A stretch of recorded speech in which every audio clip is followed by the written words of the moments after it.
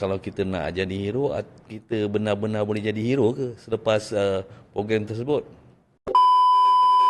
Adakah Fabi rasa sebenarnya convention khas ni adalah satu inisiatif yang dah pun menjadikan image membela bangsa sebagai parti yang membela bangsa iaitu UMNO ni dapat dipertingkatkan ataupun macam mana Fabi? Di sini apabila convention tu dilaksanakan oleh pemuda Malaysia iaitu Dr. Akmal sendiri untuk dia menyatakan katanya hasrat akan undi untuk menyatakan hasrat untuk keluar daripada kerajaan dan juga bergabung dengan PAS, maknanya dia Muafakat Nasional 2.0 lah agaknya. Saya lihat begitu dan tujuan sebenar untuk perkara tersebut untuk apa?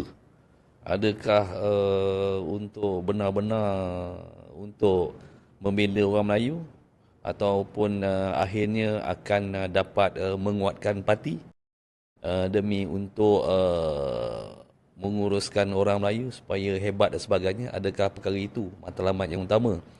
Dan adakah untuk jadi hero? Itu pun kita kadang-kadang kena tengok juga, Akmal, apa yang dia orang buat ni.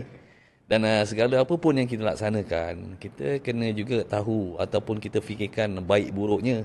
Sama ada kalau kita nak jadi hero, kita benar-benar boleh jadi hero ke selepas program tersebut? Hero untuk membela bangsa lah, jadi dia lah hero. Kerana kemudian adakah parti kita bertambah kuat?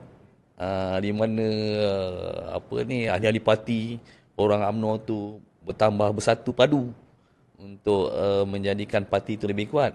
Tu kita kena fikir banyak lah. Apakah yang akan berlaku apabila kita buat tindakan tersebut dah.